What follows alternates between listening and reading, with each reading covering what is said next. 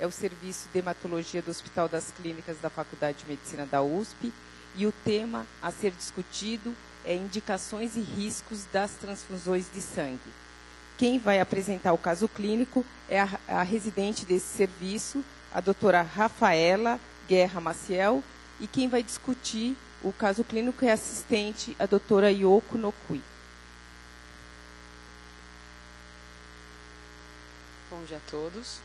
Meu nome é Rafaela, sou residente do 2º ano do Programa de Hematologia e Hemoterapia e vou apresentar o caso clínico trazido pela hematologia para a reunião de atualização em temas relevantes na prática clínica. O paciente foi atendido em 2010 no Instituto de Ortopedia e Traumatologia, identificação FFS, 48 anos, queixa principal, queda da laje. História pregressa, o paciente foi admitido no pronto-socorro do Instituto de Ortopedia e Traumatologia da Faculdade de Medicina da USP, com uma história de queda de uma altura de 6 metros. Referia a admissão hematúria, dor intensa em quadril à mobilização e em membro inferior esquerdo, com incapacidade para realizar movimentos. No interrogatório sintomatológico, negava dispneia, negava dor torácica, negava dor abdominal, negava déficit motor ou sensitivo nos 4 membros, sendo a limitação de movimentação exclusivamente por conta da dor. Os antecedentes pessoais negava, hábitos e vícios negados em prontuário, antecedentes familiares nada digno de nota, sem uso de medicamentos contínuos e sem alergias referidas em prontuário. No exame físico, inicialmente, o paciente foi submetido ao protocolo do ATLS, tinha vias aéreas pérvias, respiração espontânea em ar ambiente, encontrava-se hemodinamicamente estável, com sinais vitais também estáveis, PA de 120 por 75 milímetros do mercúrio, frequência cardíaca de 108, respiratória de 18, saturação 96% em ar ambiente. Estava consciente e orientado em tempo e espaço, com Glasgow de 15, e tinha a exposição e escoriações na região pélvica esquerda e membro inferior esquerdo proximal, com dor à mobilização do quadril e a palpação do membro inferior esquerdo. No restante do exame físico, o paciente tinha regular estado geral, se encontrava descorado 3 cruzes em 4, hidratado, acionótico, anictérico, afebril. Sinais vitais foram aqueles já mencionados. A ausculta tinha um ritmo cardíaco regular, 2 tempos, bolhas normofonéticas, com sopro sistólico 2 cruzes em 4, em bordo external esquerdo baixo. A ausculta respiratória sem alterações. Abdômen flácido depressível, dolorosa palpação em todo o andar inferior, ausência de visceromegalias palpáveis e dor à mobilização do quadril. A ausculta abdominal era normal, não tinha descompressão brusca. O exame das extremidades revelou o membro inferior esquerdo edemaciado, 3 cruzes em 4, principalmente na região proximal, contração, com ausência de empastamento. Membro inferior direito sem edemas e sem empastamento, pulsos palpáveis nos 2 membros, simétricos, nos 4, na verdade. Essa era a radiografia de tórax do paciente à admissão, sem achados dignos de nota. Essa era uma radiografia do quadril, mostrando uma luxação importante da região púbica.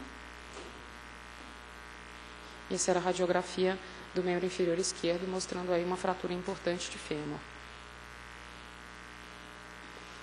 Exames laboratoriais iniciais do paciente mostravam um HB de 8,8, pós-transfusão de concentrados de hemácia no pronto-socorro para 11,7. Tinha uma evolução para plaquetopenia do primeiro para o 2º dia, provavelmente por consumo, secundário ao sangramento. Uma função renal que evoluiu com discreta piora. A creatinina foi de 1,07 para 1,38. E tinha uma dosagem de CPK de 10.916, provavelmente fruto da lesão muscular secundária ao trauma. Nesse momento foram feitas hipóteses diagnósticas, após análise do caso, de uma queda com choque de alto impacto, resultando em politrauma, uma lesão vesical com hematúria, uma fratura de bacia com fratura de fêmur esquerdo, a anemia sintomática após hemorragia, nos sítios de fratura mais hematúria, uma rabdomiólise com lesão renal aguda. As condutas tomadas no dia em questão foram analgesia, foi indicada cirurgia para correção da fratura em fêmur esquerdo e no quadril, e indicada cirurgia para correção da lesão vesical. Foi indicado também transfusão de 2 concentrados de hemácia. O paciente sofreu a queda no dia 5 de 2010, foi admitido no dia 13/5. Ele passou esse período entre as duas datas no pronto-socorro. A internação foi feita no dia 13 com HB de 6,4. No dia 14, foram indicados 2 concentrados de hemácias. Não foi realizada a dosagem de hemoglobina após transfusão. No dia 15, foram solicitados mais 2 concentrados de hemácias. Às 20 horas, o paciente apresentou hematúria macroscópica e às 22h30 teve uma dosagem de hemoglobina de 9. No dia 17/5, foram prescritos mais 2 concentrados baseados na hemoglobina de 6,4 da admissão. As 2 bolsas entraram sem intercorrências. Nesse momento, os exames laboratoriais do paciente mostravam uma evolução dos níveis de hemoglobina para 13,9 depois dessa segunda transfusão. As dosagens de CPK foram progressivamente normalizando. Vocês podem ver aqui. Tinha uma dosagem de 201 no dia em que foi indicada a cirurgia. Houve uma piora de função renal, com uma creatinina que chegou até 2,05. No dia da cirurgia era 0,56. E uma dosagem de sódio que chegou a subir até 153 e no dia da cirurgia era de 141. Paciente com exames relativamente normais nesse momento da internação. E no dia 18/5, depois de terem observado que o paciente tinha recebido aqueles 2 concentrados a mais, foi indicada o procedimento cirúrgico. O paciente foi transferido para recuperação anestésica às 15 horas, foi feito um concentrado de hemácia no intraoperatório e admissão na UTI no pós-operatório no mesmo dia. Às 17h15, o paciente foi admitido na UTI e foi prescrito mais um concentrado de hemácia. Às 17h30, 15 minutos depois da instalação da bolsa, o paciente apresentou um quadro de dispneia súbita, foi suspensa a infusão do sangue, foi observado que o paciente se encontrava ictérico, uma cruz em 4, descorado 2 cruzes em 4, dispneico ao exame físico com uma PA de 140/90. Tinha diurese por sonda, com hematúria macroscópica nesse momento. Às 18 horas, o paciente apresentou tremores, calafrios e um ataque de dispneia súbita. A equipe de hemoterapia foi acionada. O paciente recebeu hidrocortisona, difenidramina e um suporte respiratório com CPAP. Foi comunicado ao banco de sangue que se providenciasse aférese, plasma, plaqueta e crio precipitado para esse paciente. Nesse momento foi aventada a hipótese de uma reação hemolítica transfusional aguda, com quadro de CIVD e hematúria. Foi solicitado um coagulograma e uma bioquímica e solicitada a infusão de plasma fresco concentrado A positivo ou AB. O paciente era O negativo, só que nesse momento foi constatado que ele tinha recebido por engano a bolsa que era destinada a um outro paciente da UTI. Ele recebeu a bolsa A positiva desse outro paciente, e o outro paciente recebeu a bolsa O negativo do caso que a gente está apresentando. Às 19 horas, o paciente foi submetido à intubação orotraqueal, enquanto aguardava a infusão de plasma, e às 22h50 evoluiu com parada cardiorrespiratória e óbito. Foi notificado para a gerência de risco do Hospital das Clínicas pelo banco de sangue a ocorrência, e foi constatado que houve uma incompatibilidade ABO maior, e a prescrição do último concentrado de hemácias não estava no prontuário do paciente, tinha sido uma ordem verbal. O paciente foi encaminhado para o IML, a necrópsia. As lesões externas observadas foram uma solução de continuidade na região púbica transversa, em região lateral esquerda e direita do abdômen, que eram compatíveis com o procedimento cirúrgico. Soluções de continuidade também na perna, na coxa esquerda, compatíveis com o procedimento cirúrgico. Equimoses nas regiões lateral esquerda do tronco e uma escara de decúbito, provavelmente oriunda da internação. Na abertura das cavidades, foi evidenciado um hidrotórax bilateral de coloração avermelhada, um hidropericárdio também de coloração avermelhada, pulmões hepatizados com congestão, edema e antracose e um hematoma de região suprapúbica com luxação da área.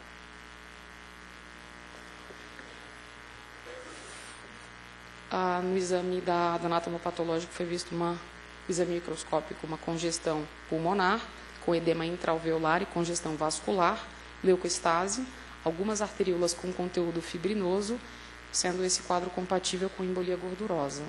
A discussão e conclusão do caso foi que o paciente foi vítima de um trauma de grande impacto, que resultou num politrauma e que a morte real tinha sido por embolia gordurosa secundária às lesões apresentadas pelo paciente. As perguntas que nós levantamos depois de revisar esse caso foram: número 1, como reconhecer precocemente uma reação transfusional hemolítica? Número 2, quais medidas devem ser instituídas quando pensarmos nessa possibilidade? Número 3, se existe alguma forma de prevenir as complicações esperadas, uma vez que o sangue ou parte dele já foram transfundidos? E número 4, quais medidas devem ser tomadas pela instituição para evitar a ocorrência de eventos como esse?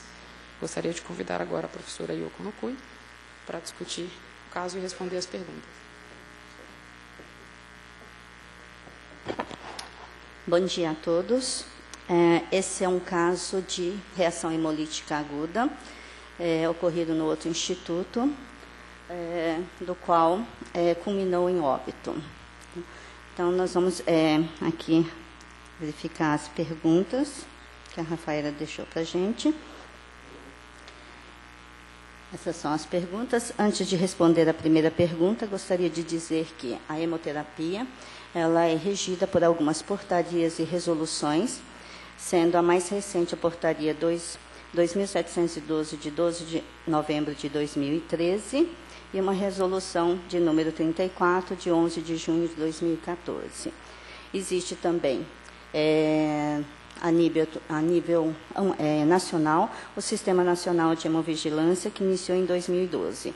Nós temos ainda, no Ministério da Saúde, na Anvisa especificamente, o NOTVISA, que é um sistema de notificação e vigilância sanitária, notificação e monitoramento de eventos adversos relacionados à transfusão de hemocomponentes. Lembrando que, pela RDC Nacional, todos os institutos que transfundem bolsas são obrigados a fazerem a notificação das reações transfusionais, diferentemente de outros países, por exemplo, a Inglaterra, que a notificação não é obrigatória. No entanto, igualmente, a França, o nosso país, todas e qualquer reações transfusionais deverão ser notificadas.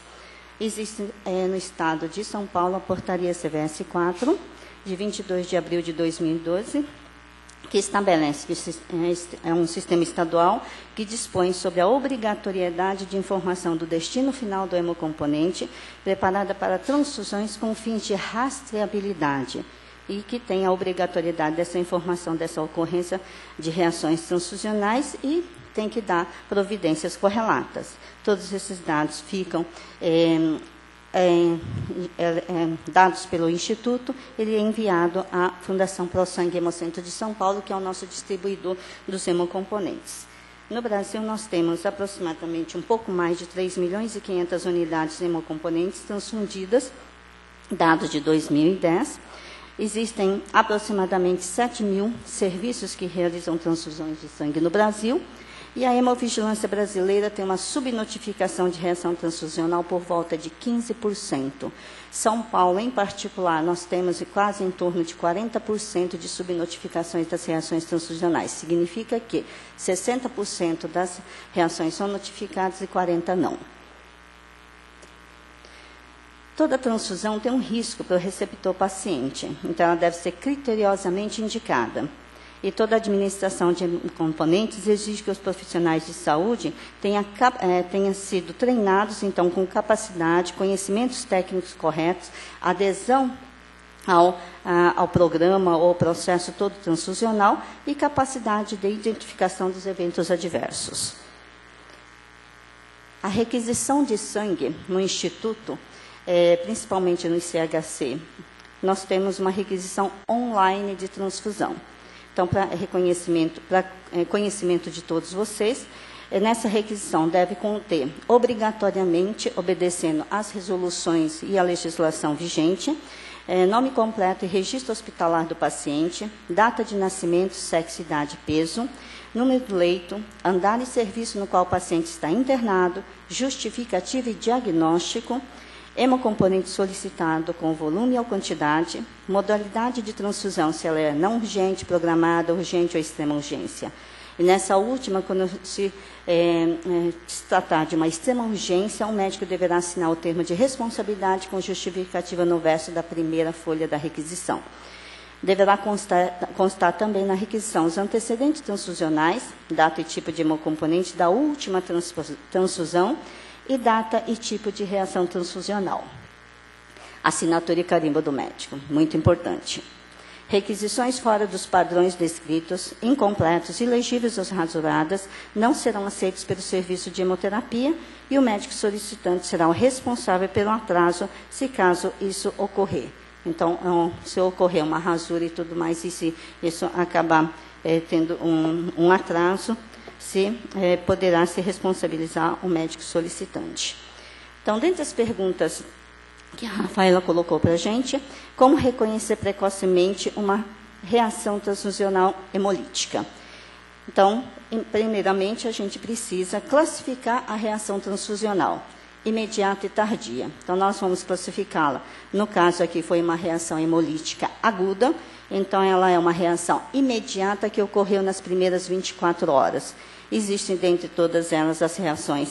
Existe aí mais do que essas que estão enumeradas aqui, sendo que os mais importantes são a febril não hemolítica e alérgica por causa da sua frequência. 1% das reações que nós temos com os hemocomponentes se refere à reação febril não hemolítica e alérgica. Né? E as tardias são basicamente essas que estão mostradas. Então, hoje, nós vamos se atentar à reação hemolítica aguda. Em relação às incidências dessas reações, verificamos que a reação hemolítica aguda, ela incide de 1 para 38 mil a 1 para 1 milhão de unidades transfundidas. Então, se a gente pensar que, por exemplo, o Instituto Central, nós temos aproximadamente aí 50 mil unidades transfundidas, nós teremos aí uma média de uma e meia incompatibilidades ABO. Isso não significa, obviamente, que todas as incompatibilidades ABO vão ter um final trágico, fatal, que nem ocorreu nesse caso demonstrado pela Rafaela. As reações hemolíticas agudas imunológicas. Então, por definição, isso é uma definição de caso, o que seria uma reação hemolítica aguda?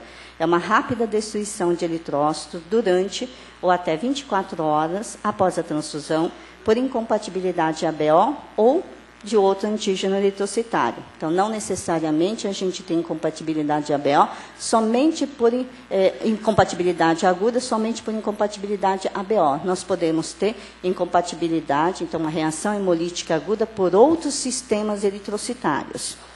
Presença de qualquer um dos seguintes sinais e sintomas: ansiedade, agitação, sensação de morte iminente, tremores, calafrios, rubor facial, febre, dor no local da venopunção, dor abdominal, lombar e flancos, hipotensão arterial, epistaxe, oligúria, anúria, insuficiência renal, hemoglobinúria, CIVD, sangramento no local da venopunção e choque. Acho que ficou um pouquinho para cima. Só lembrando que a reação hemolítica aguda é uma reação que, uma vez infundida a bolsa de sangue, ela é evitável para não culminar em óbito. Então, nós temos que, quando o paciente recebe uma bolsa incompatível, o profissional médico, o profissional de enfermagem que estiver ao seu lado, tem que prestar muita atenção nas queixas do paciente. Se o paciente, ao receber um sangue incompatível, começar a agitar, ter cianose labial, cianose de extremidades, você já deve estar pensando que poderia estar ocorrendo uma incompatibilidade ABO, principalmente. Então, uma reação hemolítica aguda. Prestar muita atenção nesses pacientes, por quê? Porque eles podem, simplesmente, a gente não pode negligenciar nenhum sinais e sintomas do paciente. Se o paciente está tomando um concentrado de hemácias, principalmente, a gente tem que estar ao lado do paciente, né, e orientar muito bem o grupo da enfermagem para que observe os primeiros sinais e sintomas. Além disso, aqui está para baixo, nós temos que ter um teste positivo, né, e além disso, para você fechar o diagnóstico, uma definição de caso de reação hemolítica aguda, na parte de baixo aqui, os testes laboratoriais de hemólise. Fechando o quadro com a parte laboratorial, a parte de sinais e sintomas, nós fechamos o caso de reação hemolítica aguda. Infelizmente, nesse caso, nós não trouxemos a parte do anátomo patológico em slides. Nós não conseguimos, esse não é do paciente em questão, mas na descrição, se vocês lembrarem, tinha vários quadros de sangramentos em vários diferentes órgãos do paciente. Então, esse é um anátomo patológico de uma revista, que é onde você observa que há esses pontinhos todos mais escuros, são hemólise, hemólise. Então, são hemácias todas fragmentadas e quebradas em diferentes órgãos. Quais medidas devem ser instituídas quando pensarmos nessa possibilidade? Primeira coisa, se a gente pensa na possibilidade de uma reação hemolítica aguda, qualquer discrepância que o paciente venha a ter, qualquer reação que o paciente venha a ter, nós devemos parar a transfusão, interromper imediatamente a infusão do hemocomponente. E na presença de qualquer sinal ou sintoma durante a transfusão, o médico, a enfermeira deverá suspender. Então, no caso, como o slide anterior, suspender imediatamente a transfusão, não descartar a bolsa. A gente solicita que todos vocês que vivenciarem um caso de uma reação transfusional, por favor, não jogue a bolsa fora e encaminhe essa bolsa ao banco de sangue. Comunicar ao médico, então, no caso, quem está ali verificando se houve ou não reação transfusional e se houve, comunicar ao médico assistente e depois comunicar a um funcionário do banco de sangue e médico responsável do banco de sangue, manter sempre um acesso venoso com solução fisiológica 0,9%, isotônica, então, tá? Aferir os sinais vitais, conferir os registros de identificação do hemocomponente do receptor, colher a amostra pós-transfusional em viagem transfusional com a bolsa e os equipes anexos a ele, evitando a contaminação dos equipes para todas as reações, exceto as alérgicas. As alérgicas não precisa retornar ao banco de sangue com a bolsa que estava sendo infundida e nenhuma amostra de sangue. Notificar todas as reações transfusionais por meio de impresso próprio, que consta junto à bolsa do hemocomponente a etiqueta do receptor. Toda e qualquer bolsa de hemocomponente, ela vem com a etiqueta do receptor. O banco de sangue, juntamente com o gerente de risco do hospital, irá notificar o sistema Notivisa. Nós somos obrigados a notificar todas as reações transfusionais. Essa é a etiqueta de identificação do receptor. Ela é dividida em 3 partes. Essa etiqueta ela está acoplada à bolsa. Ela vem junto à bolsa de hemocomponentes. A primeira parte, que é na parte final aqui, então, essa primeira parte é quando o funcionário vai ao banco de sangue retirar a bolsa, ele tem que identificar e deixar assinado que retirou a bolsa. A segunda parte, que é essa do meio, que está escrito CVS 4, é aquela que nos obriga, do ponto de vista estadual, a notificar toda e qualquer reação. O que consta no CVS 4, que é muitíssimo importante? Se a bolsa foi transfundida ou ela foi descartada no local da infusão. Então, no local na enfermaria, por exemplo, ocorrem situações em que no centro cirúrgico a bolsa não é utilizada, ela é descartada. Como a ProSangue não recebe a bolsa de volta, então ela tem que ser descartada no momento, no setor. Então, a gente tem aqui no CVS 4 os dados de bolsa transfundida ou descartada, se houve reação ou não, e se houve reação, assinalar as reações que ocorreram. E a terceira parte, essa é a parte que deverá estar no prontuário. Uma vez que o paciente recebeu a transfusão de sangue, essa etiqueta deverá estar no prontuário, porque ela vai ser, posteriormente, documento de rastreabilidade do hemocomponente transfundido. E na parte no verso da terceira parte da etiqueta, tem as orientações, que eu acabei de falar no slide anterior, de como proceder se caso um paciente venha a ter reação transfusional. Parar imediatamente a transfusão e toda aquela sequência de processos que a gente tem que seguir. Como que eu vou notificar uma reação transfusional? Qualquer um pode notificar a reação transfusional. E essa reação transfusional deverá ser notificado ao nosso gerente de risco do Instituto. Então, no Instituto Central, nós temos um gerente de risco que deverá receber todas essas notificações. Eu posso notificar de qualquer forma. Tá? A gente, como tem uma subnotificação muito grande, nós podemos notificar via online, nesses sites que vocês estão vendo aí.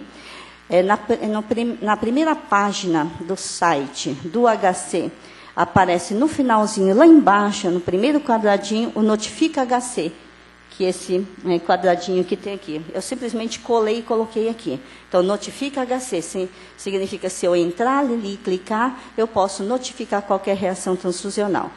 Ou, se não, se preferir, pode-se entrar no site do Hospital das Clínicas e tem um formulário de notificação que fica desse lado aqui. E abrir lá e fazer a notificação. Tem uma outra maneira, sem ser online, tem disponível nas enfermarias uma folha de notificação. Por enquanto, a gente ainda não tirou essa folha de notificação, que posteriormente a gente vai tirar todas as folhas, todos os papéis e vai ficar tudo online. Existe alguma forma de prevenir as complicações esperadas, uma vez que o sangue ou parte dele já foram transfundidos? Quando o paciente chega ao quadro que chegou esse paciente de culminar em óbito, dificilmente a gente tem tratamentos eficientes ou eficazes para evitar que não leve ao quadro de óbito. Nós sabemos que aproximadamente 30 ml de hemocomponentes infundidos incompatíveis pode levar a óbito. Portanto, então, é por isso que existe aquela obrigatoriedade de você estar próximo ao paciente, pelo menos nos primeiros 10 minutos da infusão de sangue. Que se tiver uma incompatibilidade ABL, isto é, está infundindo uma bolsa incompatível, naquele momento eu vou sentir os primeiros sinais e sintomas. Diferentemente de pacientes anestesiados, de pacientes que estão em coma, que não conseguem falar para o médico, nem para a equipe médica, de que alguma coisa está ocorrendo, ele vai progredir com a evolução e aí provavelmente a gente vai saber com a hematura que ele apresentar que ele teve uma incompatibilidade ABO. O tratamento da reação hemolítica aguda é a hiperidratação. Então, nós temos o componente sanguíneo errado, né? Então, nós vamos ter a hemólise das hemácias infundidas ao paciente. Uma hidratação deverá ser vigorosa, 100 ml por hora, por 18 a 24 horas, com solução cristalóide ou solução isotônica. Tem que se hidratar o paciente. Tomar cuidado aqui na hiperidratação nos pacientes que já estão em estágio final, que vão evoluir para uma insuficiência renal, que aí pode, ao contrário, em vez de ajudar, vai prejudicá-lo, porque já está num quadro, pode levar a uma hipervolemia e piorar a situação. Aí, no caso, poderia também usar ácidos diuréticos, o tratamento da hipotensão arterial, uso de aminos vasoativas e conduta frente ao quadro de coagulação intravascular disseminada, porque ele desencadeia a cascata de coagulação e leva à coagulação intravascular disseminada. Heparina é muito questionada, é controversa totalmente a sua indicação. Os hemocomponentes, obviamente, como tem o consumo de fatores de coagulação, vai ter um quadro de plaquetopenia, vai ter o consumo dos fatores de coagulação, e aí os hemocomponentes estarão indicados. Também tomar um certo cuidado na ocasião de repouso dos hemocomponentes nos pacientes que tiver já a insuficiência renal instalada.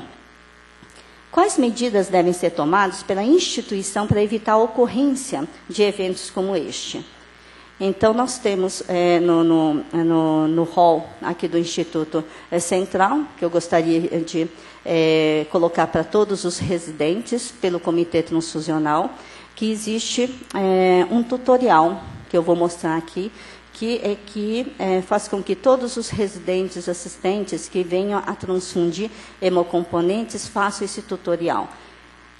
E a gente, nesse tutorial, colocamos os pontos críticos, né, para que você possa transfundir com segurança. Então, indicação apropriada da transfusão, coleta de amostras com dupla checagem, Isso é um trabalho que nós estamos fazendo fortemente com o pessoal da enfermagem, de que a dupla checagem é um procedimento importante, essencial, que não pode ter furo em lugar nenhum. Requisição de transfusão, prescrição médica, histórico transfusional. Vocês verificaram que, quando ocorreu a reação hemolítica aguda nesse paciente, não tinha prescrição médica. Então, foi-se feita uma auditoria que eu vou mostrar daqui a pouco para vocês. Então, toda e qualquer transfusão tem que ter uma prescrição médica. É inadmissível que, numa transfusão, você não tenha quem prescreveu. Né? A transfusão é um ponto crítico, né? Então, porque pode ocorrer erros no momento da transfusão. Detecção precoce da reação transfusional, tratamento dessa reação e prevenção da reação transfusional. Lembrar que a transfusão de sangue ela tem que ser prescrita por médico, realizado superfusão deste, e para quê? Para que possa intervir nos casos de reação e ou complicações. O paciente deve ter os dados vitais aferidos: temperatura, pressão arterial, frequência respiratória, pulso e saturação de oxigênio, antes do início da transfusão, 10 minutos após e ao finalizá-lo. Isso é obrigatório. Na RDC ainda não está como obrigatório os 10 minutos. No entanto, aqui no Instituto Central, nós solicitamos essa aferição aos 10 minutos e o grupo de enfermagem já está fazendo. Estes sinais vitais devem ser registrados em prontuário do paciente, porque numa auditoria a gente precisa saber o que estava acontecendo. E teve um furo também nesse caso, que por várias vezes, ao infundir a bolsa, os dados vitais pós-transfusão não estavam no prontuário, não estavam descritos no prontuário. Minimizar riscos é a coisa mais importante e transfundir preferencialmente durante o período diurno. Esse, em particular, foi transfundido no período diurno. No entanto, transfundir hemocomponentes no período noturno corre-se mais riscos. Isso é de literatura. Por quê? Porque, às vezes, a gente tem menos recursos humanos, tanto do lado médico como do lado de enfermagem. A enfermagem tem que correr várias enfermarias para poder atender a todos os pacientes. Esquece principalmente aquela coisa básica, que é estar ao lado do paciente nos primeiros 10 minutos. Os erros de maior impacto que podem ocorrer são em 6 diferentes pontos do ciclo do sangue. Nos primeiros 2 slides é no momento da etiquetagem. Então, a etiqueta tem que ser não aquela mais etiqueta escrita, pega um esparadrapo e coloca o nome do paciente e tudo mais. Então, tem que ser uma etiqueta já padronizada pela instituição. Isso é feito aqui em todos os institutos. O segundo erro, vamos dizer, que pode ocorrer nos 4 primeiros slides, fotos posteriores, que é a coleta da amostra, coleta e identificação. Então, se eu coleto de um paciente, eu tenho que identificá-lo imediatamente. Se eu pego e coleto de 2 pacientes em tempos quase próximos, no entanto, eu deixo de etiquetar posteriormente essa amostra de sangue, com certeza eu posso ocorrer em erros. Pode ter erros laboratoriais. Hoje, basicamente, muito difícil a gente ter erros laboratoriais, mas pode ocorrer. Erros na liberação do hemocomponente. Então, por correria, por excesso de trabalho, por erro humano, a gente pode pegar uma bolsa do banco de sangue que é destinada a um determinado paciente e errar e pegar uma outra bolsa. E durante todo o processo não fazer nenhuma dupla checagem, nenhuma conferência. E o outro erro é no momento da transfusão. Então, algumas medidas são tomadas. Por exemplo, perguntar ao paciente o nome, o tipo sanguíneo, a data de nascimento e nome da mãe. Então, pelo menos o nome do paciente. E a gente pergunta para o paciente que está consciente o tipo sanguíneo. Porque se houver discrepância na tipagem sanguínea, nós vamos coletar novamente a amostra, né, e verificar se ele realmente é o tipo sanguíneo que o banco de sangue tipou ou que ele falou. Então, nós vamos fazer uma contraprova e liberar o sangue. Data de nascimento e nome da mãe. Então, quanto mais identificadores nós tivermos, né, muito mais a transfusão ocorrerá com mais segurança. Checagem de informações por 2 profissionais antes da transfusão. Isso é extremamente importante. No momento que liberar, vocês residentes, não estranhem se porventura a enfermagem chegar, doutor, confere comigo a requisição de transfusão de sangue. Né? Ou confere comigo a bolsa que está vindo para esse determinado paciente. Confere-se o nome, o tipo sanguíneo, confere dados do prontuário. Política institucional para obtenção e checagem de informações. Isso, o Hospital das Clínicas, ele tem uma política institucional. Muito dessas políticas, o Comitê Transfusional está trabalhando em cima para que erros dessa natureza não venham a ocorrer. Mas, mesmo assim, ainda continuam ocorrendo os erros. Nós temos no site do HC a disponibilidade do manual de transfusão. Nós temos o manual de transfusão de 2007. Esse manual está sendo revisado. Espero que nos próximos mês que vem a gente já libere esse manual de transfusão. Então, ele está acessível na página, no site. Se vocês quiserem também, dá para olhar pelo Google. É só colocar lá manual de transfusão do Instituto do Hospital das Clínicas, que ele aparece lá também. Mas, institucionalmente, aqui dentro, ele está dentro do site. Nós temos um fluxograma, né, onde nós trabalhamos os papéis do médico, da enfermagem e do banco de sangue. Então, todos esses fluxogramas têm que estar disponibilizados em todas as clínicas. Nós temos também o tutorial. Essa é a carinha nova do novo tutorial. Nós temos um tutorial antigo, de 3, 4 anos atrás, onde todos os residentes e assistentes deverão fazer esse tutorial. A ideia é que se faça o tutorial, tenha 80% de acerto das perguntas, e depois disso vai ser possível a vinculação com o preenchimento da requisição de transfusão. Preenchimento dessa requisição de transfusão, ele está num sistema chamado Zuri. Nós estaremos modificando esse sistema através da Escola de Educação Permanente. Uma parte vai ficar com a Escola de Educação Permanente e a outra vai ficar com o sistema Zuri. Então, daqui a alguns dias, nós vamos estar liberando para todos os residentes, principalmente aqueles residentes que transfundem com mais frequência, a vinculação do tutorial, a realização da prova com acerto de 80%, vincular a isso ao preenchimento da requisição de transfusão online. Então, a ideia é que a gente retire todos os papéis de requisição de transfusão, né? E posteriormente, nós vamos estar vinculando essa requisição ao banco de sangue.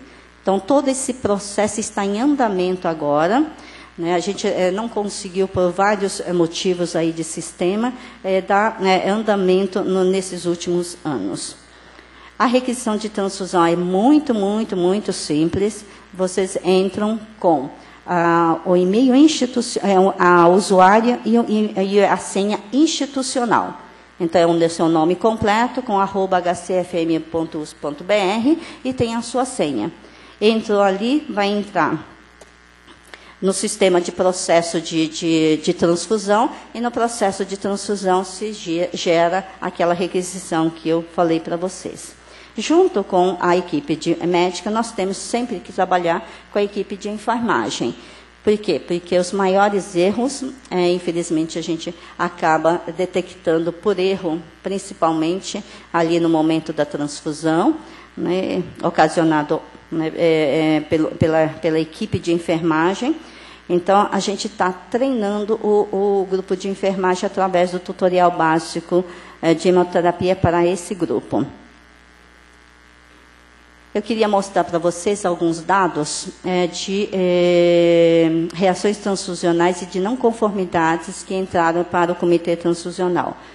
Então, em relação às reações transfusionais por instituto, nós temos aqui a notificação de quase 700 unidades de janeiro a outubro de 2014, de todas as reações transfusionais. E no ICHC, um pouco mais de 550, mais ou menos. Tá? Se a gente for analisar isso do ponto de vista de subnotificação, está muito, muito, muito subnotificado. Então, se a gente for imaginar que isso daqui corresponde a aproximadamente 1% das notificações, a gente está muito longe das notificações. Tá? Então, gostaria que os residentes, principalmente quando ocorrerem alguma reação transfusional, qualquer que seja, sejam notificadas. Tá? Esse número deverá aumentar se a gente notificar as reações tardias. Então, esse gráfico, basicamente, é das reações imediatas. Então, aquelas que ocorrem com mais frequência, fibroneumolítica, alérgica e tal. Então, as hemolíticas tardias também deverão ser notificadas. Mas isso não é um perfil especificamente do Hospital das Clínicas, é um perfil nacional. Nós também temos poucas notificações de reações tardias, muito mais de reações imediatas. O outro slide, em relação ao tipo de reação transfusional. Então, se a gente for verificar aqui no ICHC, nós temos esse pico maior aí, é a reação alérgica. Hoje a gente tem uma inversão, diferentemente da inversão nacional, que tem muito mais reações febris não hemolíticas do que reações alérgicas. Aqui no nosso instituto nós temos muito mais reações alérgicas, por isso que esse pico maior aí. O pico menorzinho seria de reação febrilneumolítica e os demais tipos de reações, praticamente, elas são subnotificadas. Então, pela sequência, nós temos reação alérgica como primeiro tipo de reação, a reação febrilneumolítica como segunda e TACO, que é a sobrecarga de volume, como terceira causa de reação transfusional. A hemolítica tardia, por vezes, ela não é notificada, então o comitê transfusional acaba recebendo as notificações via gerente de risco, ou porque alguém falou que teve uma reação transfusional, e não especificamente porque foi notificada. Durante a auditoria da ONA, foram feitas algumas visitas pós-transfusionais ao complexo HC pela ProSangue. E foram verificados, eu acho que está um pouco menor aí, mas pode perceber que hemocomponente prescrito. Aqui é de todo o instituto, ele vai dar menos que 10%. Mas se a gente analisar exclusivamente o ICHC, nós temos, nesse trabalho, foram 13% de hemocomponentes não prescrito. Significa que, provavelmente, o que a gente deve estar imaginando aqui, fez a requisição de transfusão, aí o médico falou, pode transfundir o paciente e esqueceu de prescrever. Né? Então, isso nós estamos tentando corrigir através do sistema S3 que vocês estão usando nas enfermarias, de vincular, amarrar a prescrição de sangue com a requisição. Então, no momento que você vai fazer a requisição, ele tem que estar necessariamente prescrito. Então, vamos tentar fazer esse esforço todo para poder fechar essa parte. Os vermelhinhos é que nos importa. Tirando a do meio, o vermelho, por exemplo, a aferição dos sinais vitais pós. Então, o terceiro item aqui é registro de sinais vitais pós. Então, ele sobressai, ele ultrapassa os positivos dos negativos, quer dizer, do que fez e do que não fez. Então, nessa investigação, nessas análises, verificou-se que os dados vitais não estavam no prontuário médico. Tá? Ainda tem no quarto, no quarto, a dupla checagem antes da instalação. O vermelhinho chama muita atenção. Então, a dupla checagem não foi feita. Né? Ou, pelo menos, não estava registrada a dupla checagem. Tá?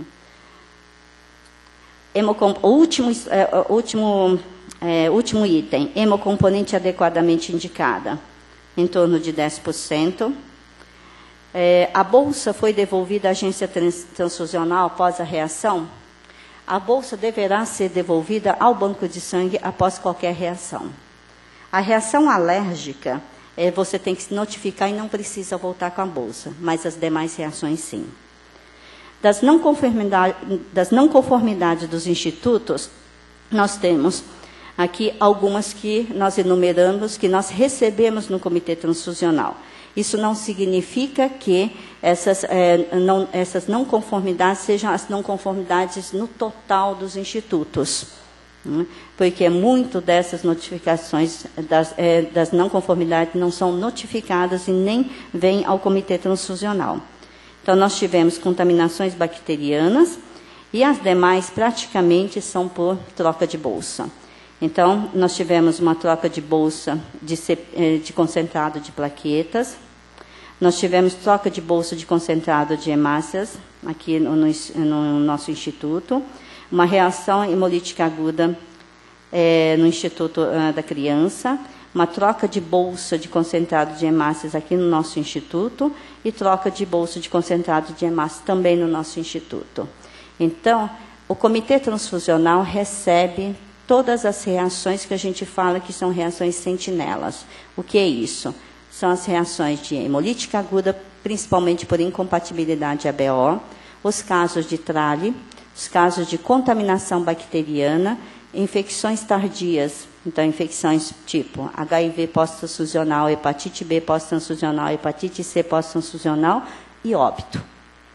Então, essas reações são notificadas ao Comitê Transfusional para nós trabalharmos em termos de condutas e prevenções. Eu gostaria de dizer, esse último slide, que a gente precisa da participação de todos vocês, no sentido de fazer o reconhecimento precoce das reações transfusionais, notificar essas reações, né, e trabalharmos em cima de prevenções. Então, junto com o grupo de enfermagem, junto com o grupo médico, nós podemos fazer isso e tentar diminuir ao máximo o número de erros transfusionais. E esses erros basicamente por não cumprir o processo transfusional. Então, se eu tenho que fazer uma dupla checagem, não foi feita. Se eu tenho que fazer a checagem do paciente no momento da infusão, ela não foi feita. Então, em algum momento do processo, escapou essa checagem, essa identificação. Então, a gente está dentro do Comitê Transfusional, pedindo para que façamos o tutorial, que todos vocês tenham conhecimento da parte hemoterápica, que não venha a ocorrer fatos como esse que ocorreu em qualquer dos institutos. Esse é um dos institutos que nós trouxemos, mas nós já tivemos aqui dentro também, anos anteriores, casos de óbito por incompatibilidade ABO. Tá? Então, essa é a mensagem que a gente vai deixar aqui para vocês. Muito obrigada.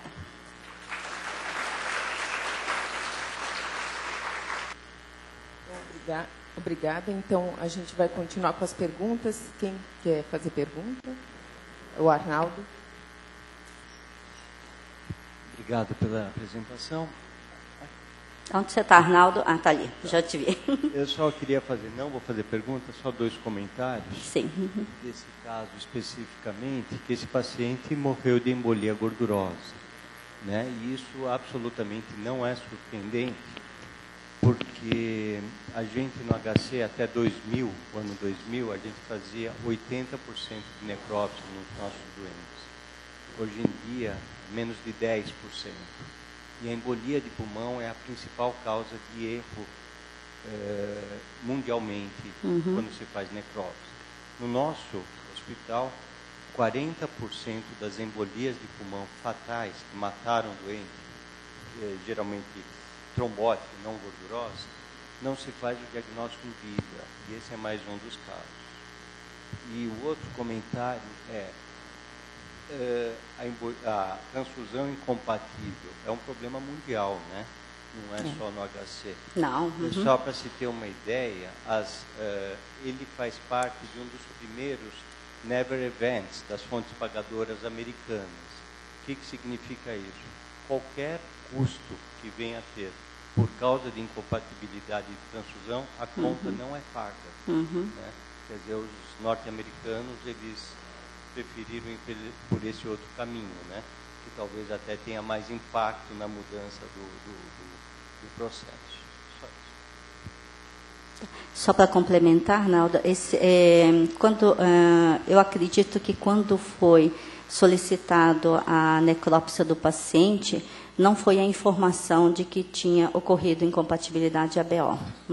Então, por isso que não teve aquela menção final de que pode ter sido por incompatibilidade ABO. Né? Mas você vê nitidamente que na descrição você tem hemácias hemolizadas, né, em diferentes órgãos. Então, tem sangramento nos vasos sanguíneos. E a outra fato, eu concordo com você plenamente, Estados Unidos está desse jeito também, então as operadoras não estão pagando quem, porventura, venha a ter algum erro, principalmente da incompatibilidade ABO. Rafaela, comenta ali o... A Rafaela pode falar a parte final do que ela conversou com a legista. Então, dá para ouvir? A legista que fez essa necrópsia, professor Arnaldo, ela não trabalha mais no IML. Ela teve, por algum motivo aí desconhecido, ela acabou deixando o serviço. Eu conversei com outra legista que me falou mais ou menos da rotina das necrópsias que eles fazem. Ela disse que o objetivo de uma necrópsia é essencialmente descartar que a morte foi causada por um crime, né? Então tem aquele aspecto legal do exame, e determinar também que não foi a energia, o impacto, o trauma que levou diretamente à morte. Ela diz que normalmente eles não fazem lâminas, normalmente eles fazem aquele exame externo, depois eles procedem para a abertura das cavidades e, por fim, eles fazem a secção dos órgãos que podem, porventura, ter levado à morte. Nesse caso, ela acha que houve dúvida por parte da legista o que tinha levado à morte do paciente, porque ela chegou a fazer a lâmina do pulmão. Diz que, normalmente, quando você tem quadros de embolia por trombose, que levam à morte, você puxa o trombo de dentro da artéria. E, nesse caso, dentro das artérias não tinham trombos que pudessem justificar uma embolia por trombose mesmo. Então, aí no caso, aventou-se a possibilidade de ser uma embolia gordurosa pelo pós-operatório imediato de cirurgia ortopédica e pela história do paciente ter ficado com a fratura todos aqueles dias em pronto-socorro e toda aquela evolução da internação. E na lâmina, de fato, eles encontraram achados que eram compatíveis com embolia gordurosa, mas não houve em nenhum momento a evidência que pudesse ser sólida para justificar que aquela embolia tinha sido o suficiente para levar ao óbito do paciente isoladamente. Talvez seja uma junção de todas as coisas, no final das contas. É que a informação da incompatibilidade ABO maior, ela não chegou aos ouvidos da legista. Isso a gente conseguiu concluir de acordo com, depois de ter discutido lá com o pessoal, que provavelmente eles não ficaram cientes de que tinha acontecido a troca das bolsas. Então, talvez não tenha sido contemplado no laudo por conta disso. Professora Berenice. Obrigada pela apresentação. Acho que esse tema, né, obviamente, é um tema de vital importância no hospital, principalmente no hospital de grande porte como o nosso. E eu fico até surpresa de a gente ver como que isso pode acontecer com tantas salvaguardas que a gente tem para evitar um acidente como esse. E isso ainda continua acontecendo. Eu não sei o que se poderia fazer, porque eu acho que mais do que já tem de recomendações, de dupla checagem, né? Como que você não consegue nem pedir uma bolsa sem prescrição? Como é que essa bolsa chega? Como é que isso acontece? E eu acho que essas trocas, é a mesma coisa que troca de medicação, né? E você não tem tanto cuidado assim, como você tem na história do banco de sangue. Eu acho que, por exemplo, esse caso, a gente fica até triste, você vê, é uma quantidade de erros, inclusive esse paciente ficar 6 dias, um politraumatizado para ser operado, nessas condições, é uma coisa que você fica assim, até triste de ver que você tem que conviver com uma situação dessa. Eu queria uma finalização do caso, realmente, o que aconteceu? Onde foi o erro? Porque eu acho que isso é importante para a gente alertar, porque existe acho que todo mundo tem essa experiência, quando você vai pedir uma bolsa, você fala assim, ai meu Deus, vai demorar tanto, a hemoterapia vai pedir isso, pedir aquilo, o paciente está, né, aquela indicação de quando é que eu vou pedir a bolsa, o porquê, né?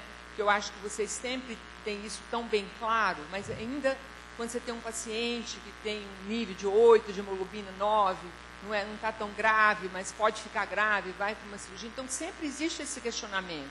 É muito comum. Né? A gente sempre tem uma certa, talvez, intolerância. Puxa, mas mais isso, tem que pede logo essa bolsa, está precisando, está demorando.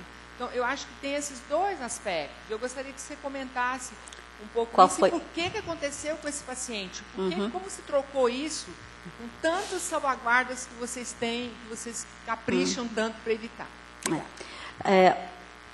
A gente tem um ponto crítico dentro dessas transfusões, que é o momento em que o paciente vai para o centro cirúrgico, ele volta para a UTI ou volta para a sala pós-cirurgia.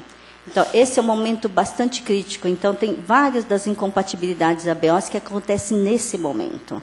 Então, aí deveria estar, obviamente, prescrito, mas não estava prescrito. Então, o médico deve ter falado alguma coisa assim, que isso não está em prontuário. Então, a gente até acha que pode ter acontecido isso, o paciente está saindo do centro cirúrgico, está indo para a UTI, transfunde uma bolsa na UTI. Então, foi-se solicitado bolsas, inclusive, antes de ele entrar em cirurgia, ou no ato cirúrgico, né? E daí ele tomou uma única bolsa. Tem a segunda bolsa para infundir. Então, vamos infundir. Então, o que acontece? Ou infunde no trajeto D, que eu acho que não pode acontecer, né? Porque no trajeto D, como que eu vou fazer todas as medidas preventivas? Não tem quase que, assim, você vai furar em algum momento, né? E no momento que chega na UTI. Então, imagino que o paciente chegou na UTI, as papeladas deveria estar vindo com ele, todo o prontuário deveria estar chegando com ele, e ali teve o problema. Então, quando alguém falou, tem uma bolsa que foi solicitada e preciso transfundir essa bolsa. Então, aí pega-se, vai lá, e fala, né, pegou a bolsa errada de um paciente, de uma bolsa que era destinada para um outro paciente e acabou infundindo. Então, isso é um ponto extremamente crítico. A gente tem que acertar essa parte do centro cirúrgico. Nós tivemos, semana passada, uma reunião com o pessoal da anestesia, com o pessoal do centro cirúrgico, do grupo de enfermagem, para a gente... Não é essa parte que nós discutimos, mas essa é uma das partes que a gente vai ter que acertar. É o ponto crítico. Então, se a gente... o sistema também ela não vai nos ajudar se, porventura, o funcionário vai ao teu sistema e olha se a prescrição está prescrita ou vai colocar os dados da transfusão. Se, porventura, a ordem for verbal, ela não vai realmente, vamos dizer assim, evitar que isso venha a acontecer, né? É um trabalho de formiguinha que a gente está fazendo junto ao staff de enfermagem, né, para poder ver se a gente consegue minimizar pelo menos os riscos, né. O que a gente... esse paciente, por exemplo, recebeu 15 minutos de infusão e foi a óbito, né. Então, ele devia ter titulações muito altas, né, dos anticorpos, deve ter sítios antigênicos extremamente bem altos para poder culminar no quadro de óbito, né? Mas, independente disso, a gente não sabe para quem que vai a bolsa, se essa bolsa é do paciente ou o receptor tem títulos muito altos ou não, né? Porque a gente não faz normalmente a titulação em concentrado de hemácia, diferentemente de concentrado de plaquetas. Então, foi uma fatalidade realmente e a gente tem que acertar toda essa parte. Então... Exato. Aí, o que a Rafaela está falando é que, assim, tem o fator de, vamos dizer, culpa entre aspas, porque eu acho que a culpa é de todo o processo em si, né? Mas culminou que a enfermagem, né, o auxiliar de enfermagem colocou a bolsa errada, né? Mas a gente não quer aqui falar que a culpa é de um determinado X pessoas, Y pessoas, não. Eu acho que a gente tem que trabalhar o processo, né? O processo que tem furo. Então, a gente tem que trabalhar desde o início até a notificação, registro em prontuário. Então, devido ao tempo da hora, eu queria agradecer o serviço da disciplina de hematologia e hemoterapia pela apresentação. Obrigado. Encerrar o caso. Obrigada.